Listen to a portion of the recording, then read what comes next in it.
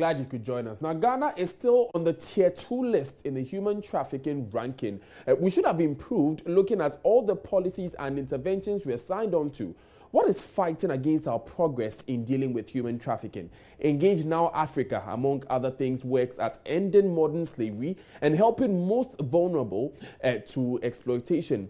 According to them, 103,300 people are modern slaves in Ghana. David Ewusi is with Engage Now Africa. He will join us via Skype, and Chief Superintendent Boache is with the Human Trafficking Unit of the Ghana Immigration Service. He is in the studio with me as well. But before we go into that discussion, let's watch this piece by Kwete Nate titled Slaves of the Volta. I want to say, I could animal something if you are not one thing your minas or medical school now. He said, a bit more. Yet Macaraca, and now they are one in animal. Na in Colano, say on Colano, Modo door saying, almost young in China. Opening one corner, but one say, Missy Omina Qua, meant to me your minas, until say, I could animal coca cra, so Mokonika cra, as I want to hit me about. Sata no any animal so emi so ma free mu kakra te me boa mu nyina se omo ko a me ntimi yo mu nyina so enti sesia omba dodo sen na wo akosombo ne so sesia omo mu tu ne wo. Christiana Kwekitei is a mother of 6. I have come to meet her here at Ayetepa. She has given 2 of her children aged 4 and 10 years away to a slave master to fish on the Volta Lake. She was given 700 cedis, or just about $150. It's 7 million. 7 million. 7 million for Enkolami Nuna and Akolaba. Ni onye papa. Nti ba kon pe na meji won. Me jo ba kon de minimum so onye nti want me yejuma. Na Enkola no modi enfie sen di onyi ye no wedi enfie sen be fe enfie no na di wenyi no wedi enfie sen du omo ko isusu omo ko chirinam. It's the wish of every mother that her children get the best for their future. But meeting the basic needs of 6 children is not an easy task for Christiana. This means sacrificing the desire of her 2 children to be in school for a burning need to survive. She will, however, not receive any annual or monthly compensation for the labor of her children on the Volta Lake. Say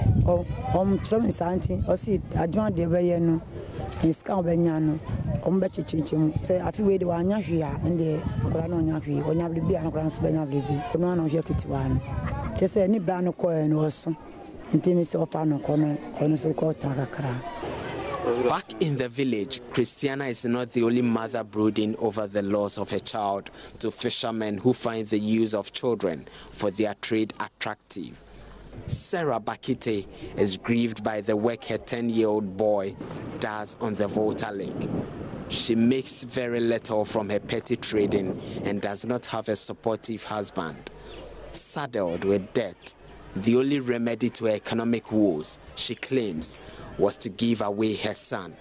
Say, a man who kakra no sunya kakra ba no de ayehwe no school nti they said no won school or you so no ye adwuma wo no or best 10 years say we buy no so hia academics me ka say me hia ska nti me dika bi nti me hia ska me fa ntua aka nti so be gi akwada ndi a oma me ska na me fa ntua sa aka na me di no na me di akwada na ma no nti me so me kan no ma me ska na me di tua aka na me di akwada no ma no na kawe na kana yesen 10 million 10 million no the man no akwala no be ejuma enfie dodo sen ansana waba best afimi no na afimi san enso oba e bia oba alamas kakra wa san be man.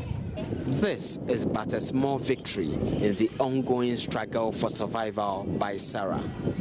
A child who was once a joy at birth has become a burden. She tells me the clarion call her son wanting to return home breaks her heart. but there is little she can do.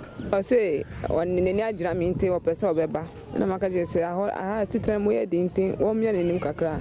You say, you mammy Kakra, and Nusunya Kakra, but me, they are born in their school. Moving reports there by Joy News' Kwete Nate. Now, like I said, we have in the studio with us Chief Superintendent Mark Asamoah Boakye. He's with the Migration Information Bureau of the Ghana Immigration Service. Welcome, sir. Thanks for coming. So what have you seen on the ground? Well, thank you, and thank you for having me. Good morning to your viewers. If you say, what have we seen on the ground? We've seen a lot. We've seen that people listen to us. People know that giving out their children for that peanut is not, it's against the law, but they still do it. Watching your SFs now, or your report, your news desk report, you see people are quite recalcitrant. They hear what we say, they know that what they are doing is strictly against the law, but they do it in their own setup. So it's about hearing, and then it's one thing hearing, and it's one thing doing it. So it's people are a bit recalcitrant, and then they think that they own the children. I mean, I've given birth to my own child, and I want to give the child out for some kind of servitude, and then get some money to finance the education of the remaining. I mean, why should government come in? And it's quite subtle. It's not loud. So you need to go underground before you say it. That's how it is. Right. The problem here is that you find the economics of the local communities really come in here. Because you still have parents selling their children to traffickers for 50 Ghana cedis, and there are laws that are supposed to deal with this. I mean, where are we getting it wrong mainly? Well, we need support. Where we're getting it wrong, we need a lot of support for our law enforcement agencies, the security agencies. As I sit here, we need to do a lot of investigation. We need to go underground. I mean, you rightly mentioned that Ghana is on the Tier 2 watch list, right? That is to say that the government of Ghana is not meeting the minimum standards for the elimination of trafficking, such that we need to up our game to meet that standard. Other than that, we stand the risk of being downgraded into Tier 3. Up our game in what regard? Up our game in a lot of things. In fact, if with your kind permission, if I could read some of the recommendations by the U.S. Department of State, that is the institution responsible for the Trafficking in Persons report. And then for the year 2017, this is what it says.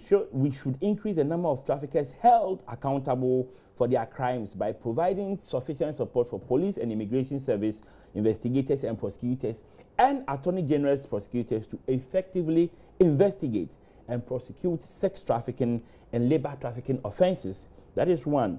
We are supposed to also increase government support to comprehensive trauma-informed care and reintegration services for children in government-operated shelters. And then again, implement the National Plan of Action against trafficking with dedicated resources. But aren't these all things that we should have started implementing by now? Well, that is so, but that is not to say that we haven't done anything. I think the last time we had a discussion, I told you that Ghana has been on the Tier 2 watch list this year, in addition, 3 consecutive years. It doesn't happen.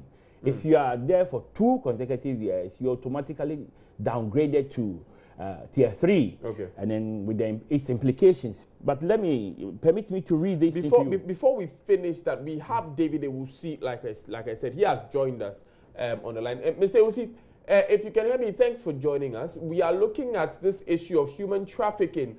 So far, where do you think we are failing in terms of dealing with this scourge?